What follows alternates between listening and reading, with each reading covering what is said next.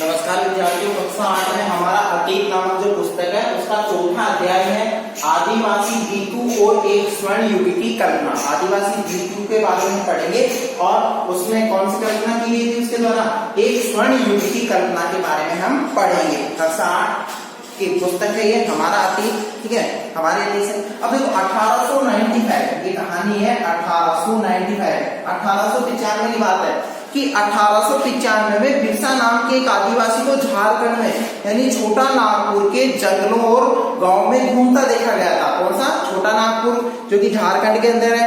वहां इस व्यक्ति को क्या है, घूमते हुए देखा गया था। और ये व्यक्ति कैसा था? आदिवासी व्यक्ति था। कैसा था? जंगलों में रहने वाला व्यक्ति, जिसे आदिवासी कहते हैं। और उसके आसपास चमत्कारी शक्तियां, ऐसा कहा जाता था, ऐसी किंवदंती थी कि उसके आसपास क्या थी कि उसके पास में चमत्कारी ऐसी शक्तियां विद्यमान है और वह सारी बीमारियां दूर कर सकता है। मतलब बिरसा नाम जो व्यक्ति है, बिरसा आदिवासी, चमत्कारी शक्तियां,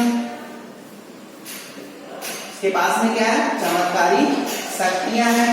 और इन शक्तियों के माध्यम से, यानी शक्तियों के माध्यम से क्या कर सकता है? बीमारियां दूर कर सकता है। ऐसा बताया जाता है कि ये बीमारियों को दूर कर सकता है। इसके पास में एक ऐसी कई प्रकार की शक्तियां विद्यमान है बिरसा के पास में, ठीक है। और बिरसा ने खुद ये ऐलान कर दिया था कि वह उसे भगवान ने लोगों की रक्षा और उनको जीतों यानी बाहरी लोगों की गुलामी से आजाद कराने के लिए भेजा। यानी बिरसा का मानना था, मतलब बिरसा क्या कह रहा था? भगवान ने लोगों की परेशानियां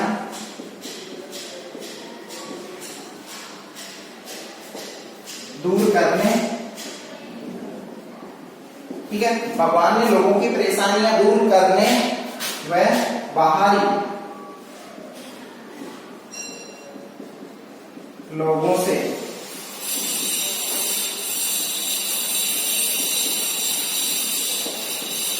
मुक्त कराना। मतलब भगवान ने उसको जन्म क्यों दिया है, उसको पृथ्वी पे क्यों भेजा है कि वो लोगों की समस्याओं को दूर करेगा, परेशानी को दूर करेगा। और इसी के साथ में दीपू, दीपू का मतलब होता है बाहरी, दीपू मतलब क्या होता है? बाहरी, यानी बाहरी लोगों की गुलामी से वो लोगों को आजाद करवाएगा। ऐसा इसके बारे में बताया गया था बिरसा के बारे में।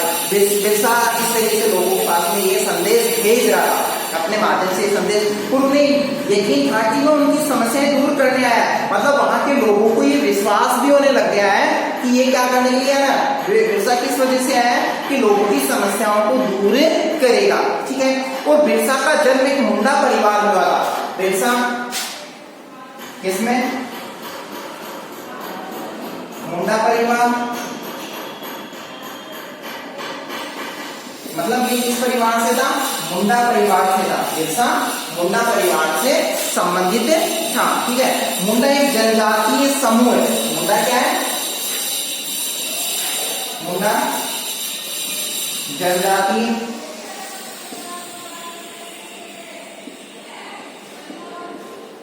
मतलब जो मुंडा जनजाति, मुंडा जो है वो एक जनजातीय समूह, यानी ये जनजाति है, मतलब जंगल में रहने वाली एक जाति है।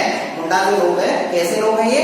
ये जनजातीय समूह है जो कि जंगल में रहते हैं। ऐसा इसके बारे में बताया गया है, ठीक है। और समर्थकों में इलाकों के दूर दूर आदिवासी संथाल और जो गांव है उराव, मतलब संथाल और उराव के जो लोग है इसके समर्थक, वो भी क्या होने लग गए? शामिल हो गए। मतलब अब इसको जन समर्थन हासिल होने लग गया। किसको? बिरसा को। क्योंकि बिरसा को जन समर्थन हासिल होने के पीछे प्रमुख कारण क्या था? भगवान ने लोगों की परेशानियां दूर करने के लिए भेजा। लोगों को ये चीज समझ में आ गई और बाहरी लोगों से मुक्त कराने, और बाहरी लोगों से इसको क्या किया गया? मुक्त कराने के लिए इस धरती पे भेजा। तो लोगों को विश्वास होने लग गया था मुंडा पे, ठीक है। और इसी तरीके से बिरसा किन समस्याओं को हल करना चाहता था। अब प्रश्न ये सामने आता है कि बिरसा ऐसी कौन सी समस्याएं थी जिनको वो हल करना चाह रहा था। और जिन्हें दीकू कहा जा रहा था, मतलब ऐसी वो समस्याएं हल करना चाह रहा था जिन्हें क्या कहा गया था, दीकू। बिरसा द्वारा जो समस्याएं हटाई जा रही थी ये सबसे प्रमुख समस्या थी, इस समस्या का वो हल करना चाह रहा था। और दीकू मतलब क्या होता है, बाहरी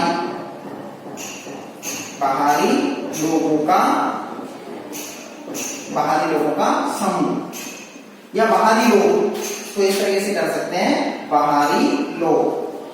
दीकू कौन थे, बाहरी लोग। और बाहरी लोगों की यहाँ पे गुलामी थी। और बाहरी लोग हमारे यहाँ पे बहुत से आए थे भारत के अंदर, जिन्होंने यहाँ पे शासनकारी किया था, जिसमें अंग्रेज है, मुस्लिम है, जो कि बाहरी आक्रांता के रूप में यहाँ पे आए और यहाँ वो हमें गुलाम बनाने लगे। तो इलाकों को गुलाम कैसे बना लिया था, यानी उन्होंने मतलब दीकुओं ने क्या किया कि हमारे यहाँ के इलाकों को गुलाम किस प्रकार से बना लिया था, तो इसके बारे में भी जानकारी होना आवश्यक था। बिरसा किन समस्याओं को हल करना चाह रहा था, जिसमें प्रमुख समस्या क्या थी, दीकू लोगों से हमारे यहाँ के लोगों की क्या चाह रहा था, बिरसा आजादी चाह रहा था।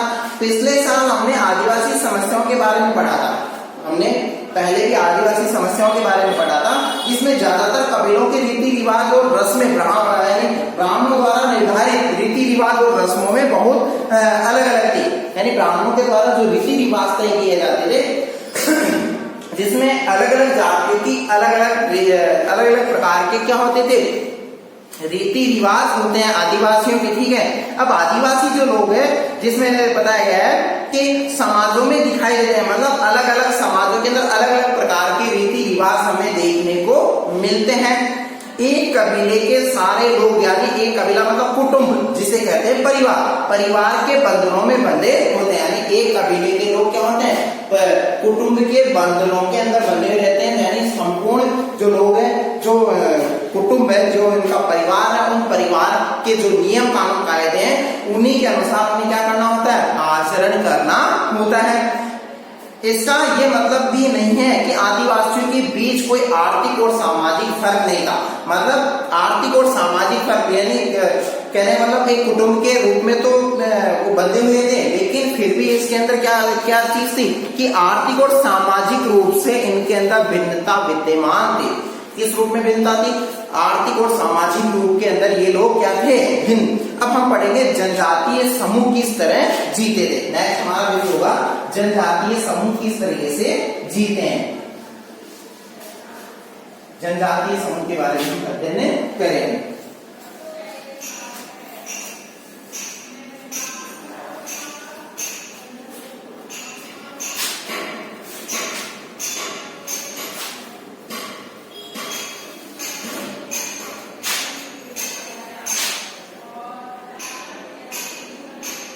जनजातीय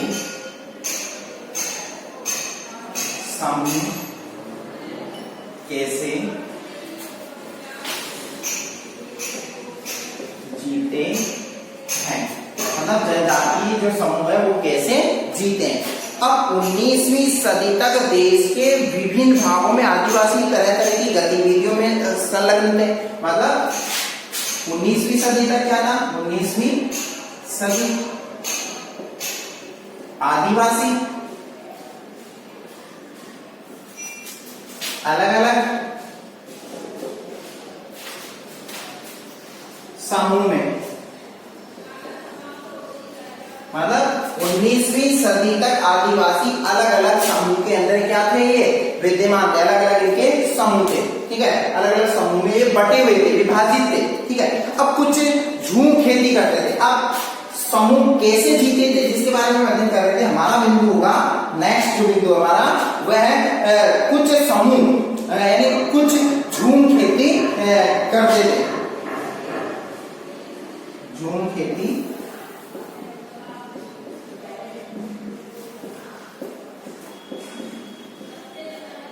अब झूम खेती जो करते थे, झूम खेती के बारे में क्या बताया गया है, देखो झूम खेती के अंतर्गत ये बताया गया, उनमें से कुछ समुदाय झूम खेती करते थे। यानी इसमें से कुछ ऐसे समुदाय थे जो कि झूम खेती करते थे। और झूम खेती घुमंतू खेती को कहा जाता है। मतलब यह खेती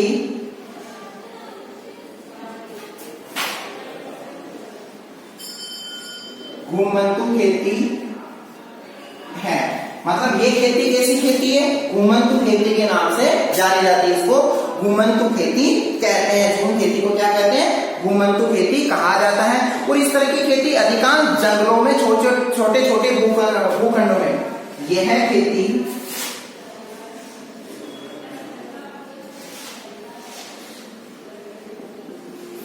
छोटे भूखंड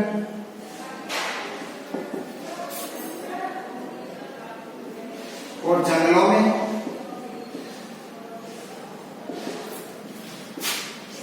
करते हैं। मतलब इस प्रकार की जो खेती है वो छोटे भूखंडों के रूप में, मतलब छोटे छोटे भूखंडों के रूप में करते हैं, छोटे भूखंडों में और जंगलों में करते हैं। कहां पे करते हैं? जंगलों में करते हैं। यानी पेड़ पौधों को काट के उनको क्या कर दिया जाता है? जला दिया जाता है। उस राख को वहीं पे पड़ी रहने देते हैं और फिर उस जगह इस खेती को करते हैं। यानी उस जो भूभाग है, छोटा सा भूभाग है, उसको उपजाऊ बनाया जाता है। पेड़ों के ऊपरी हिस्से को काट देते हैं और जमीन पर उनकी घास फूस जलाकर साफ कर देते हैं वहां। तो इस तरीके से इस खेती को किया जाता है। और इसके बाद में घास फूस जलने पर पैदा हुई राख को खाली जमीन पर छिड़क देते हैं, जो कि वो राख कैसी होती है? उपजाऊ बनी हुई रहती है। ठीक है। और ये भी बताया गया है कि कुदालों से जमीन की ऊपरी सतह को खुरच देते हैं। मतलब जो बेकार जो जगह होती है उसको क्या है? वो खुरच देते हैं और खेतों को जोतते और बीज रोपने की बजाय उन्हें बस खेत में ही बिखेर देते हैं। खेतों में बीज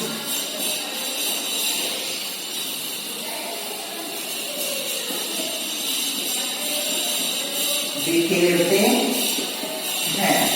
खेतों में क्या करते हैं? बीज बिखेरते हैं।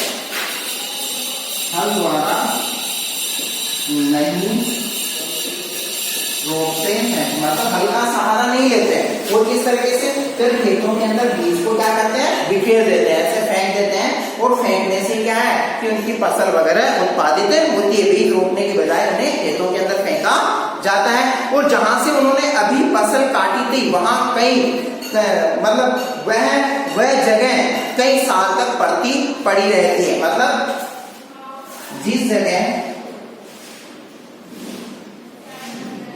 फसल काटते हैं उस जगह को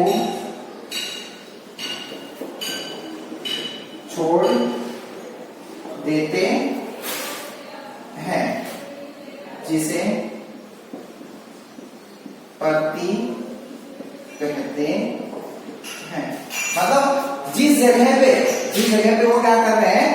जिस जगह पे फसल काटते हैं उस जगह को छोड़ देते हैं। यानी 1-2 साल के लिए उस जगह को क्या कर देते हैं? छोड़ देते हैं। और जो जगह छोड़ी जाती है उस जगह को क्या कहते हैं? परती कहते हैं। यानी परती भूमि के नाम से वह जानी जाती है। छोड़ी हुई जगह को किस नाम से जानते हैं? परती के नाम से जानते हैं। और घुमंतु किसान मुख्य रूप से पूर्वोत्तर और मध्य भारत की, मतलब घुमंतु जो किसान है वो कहां से होते हैं?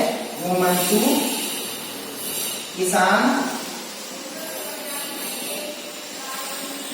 पूर्वोत्तर व मध्य भारत के होते हैं, जो अपने पशुओं को एक स्थान से दूसरे स्थान पर चराने के लिए जाते हैं और इसी प्रकार की वो खेती भी करते हैं। और भारत की पर्वतीय व जंगली पट्टियों में ही रहते हैं। मतलब ये घुमंतु जो किसान है वो कहाँ रहते हैं? जंगली और वो पर्वतीय जो पट्टियां उन्हीं के अंदर ये निवास करते हैं। जो जगह होती है उसी जगह ये निवास करते हैं। आदिवासी समुदाय की जिंदगी जंगलों में बेरोक-टोक आवाजाही और फसल उगाने के लिए जमीन और जंगलों के इस्तेमाल पर आधारित थी। मतलब आदिवासियों की जो जिंदगी है वो बेरोक-टोक होती है। मतलब इनको किसी प्रकार की कोई रुकावट या बाधाएं नहीं होती है। ये कहीं पे भी आ जा सकते हैं, कहीं पे भी रच बच सकते हैं। इनके लिए फ्री होती है इनकी लाइफ। मतलब ये कहीं पे भी रह सकते हैं।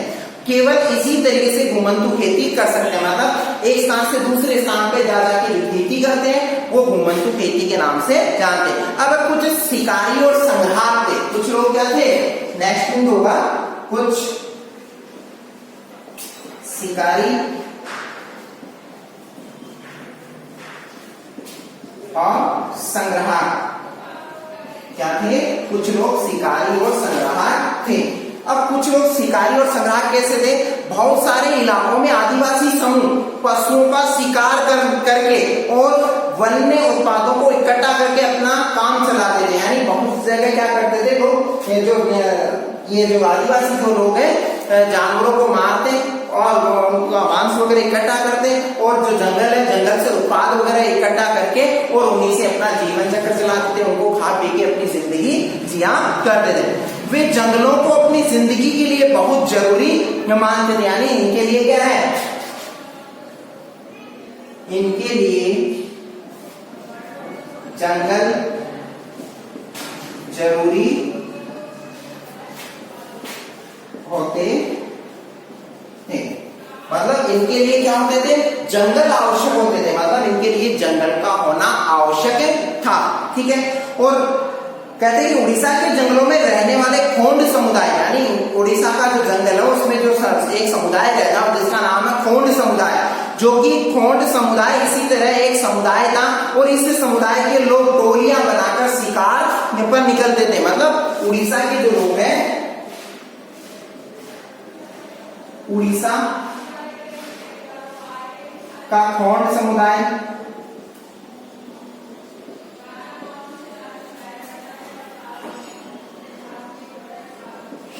शिकार के लिए क्या करते थे, उड़ीसा का खोंड समुदाय शिकार के लिए, शिकार करने के लिए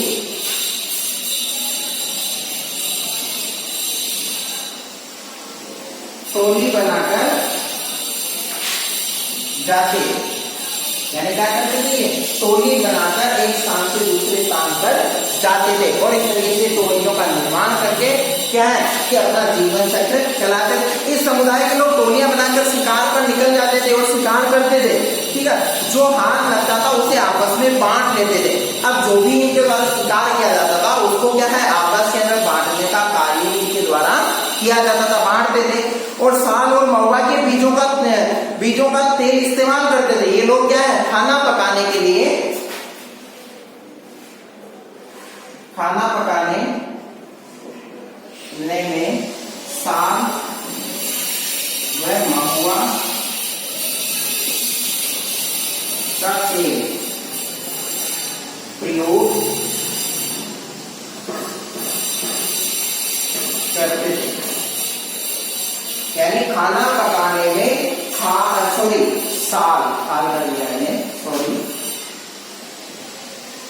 साल व महुआ का तेल प्रयोग करते थे। और इसका प्रयोग किसके लिए किया जाता था, खाना पकाने के लिए, खाना इसी से पकाते थे, इस्तेमाल करते थे। इलाज के लिए बहुत सारी जंगली जड़ी बूटियों को एकत्रित करते और उनसे इलाज वगैरह करते थे। साथ ही बीमारियों का भी इलाज उन्हीं के माध्यम से जंगलों में इकट्ठा हुई चीजों को स्थानीय बाजारों में बेचते थे। जो जड़ी बूटियां इनको प्राप्त होती थी, जड़ी बूटियों को इकट्ठा करके क्या करते थे, जंगलों के अंदर उनको बेच दिया करते थे। ठीक है। जिससे क्या है अपना जीवन चक्र ये चला सके। ठीक है।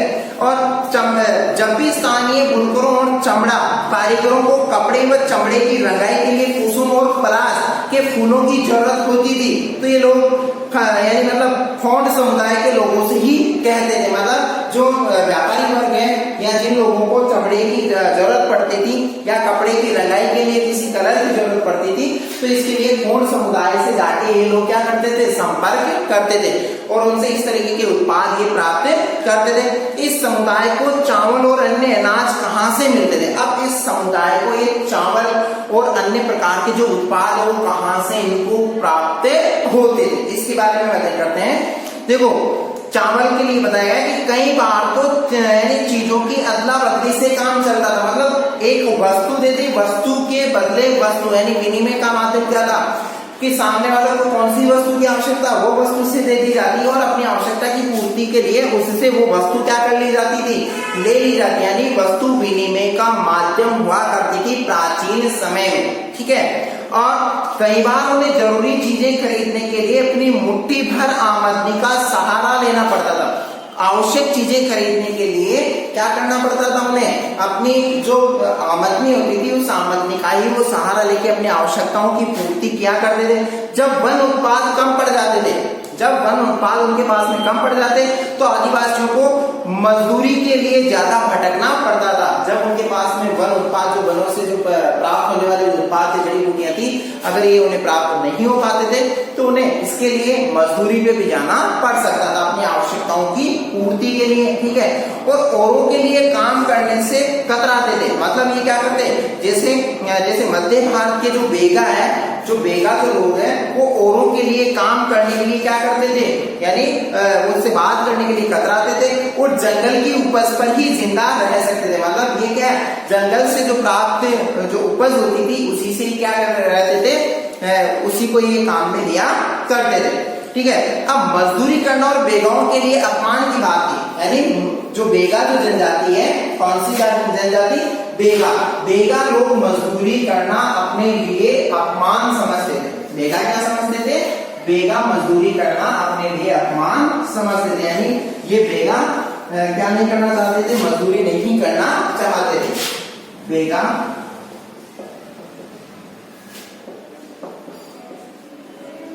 जाति मजदूरी करना अपमान समझते थे। मतलब बेगा जो जाति है वो मजदूरी करना अपने लिए अपमान की बात समझते थे। जो चीजें आसपास पैदा नहीं होती थी, जैसे कई चीजें ऐसी हैं जो आसपास पैदा नहीं होती, उन्हें हासिल करने के लिए आदिवासियों को खरीद फरोख्त भी करनी पड़ती। जो चीजें उनके पास में नहीं होती थी वो आदिवासी लोग दूसरे से वो चीजें क्या किया करते थे, परचेज किया करते थे, खरीदारी किया करते थे। आवश्यक चीजें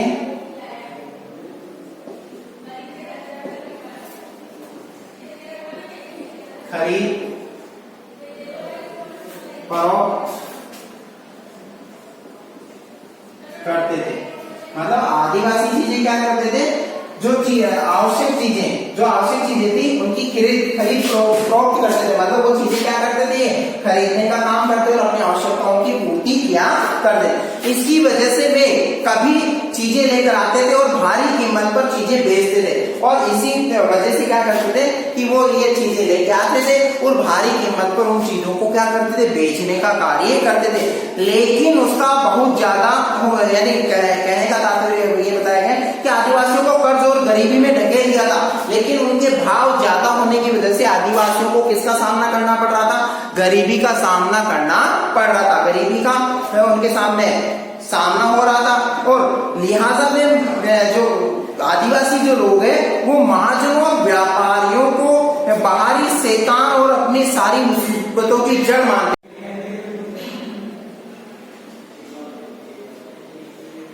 व्यापारी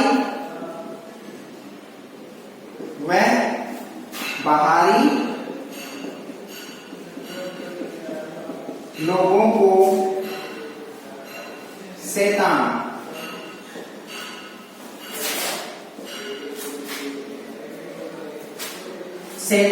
मानते थे, यानी बदमाश माना करते थे, यानी शैतान और वह सारी मुसीबतों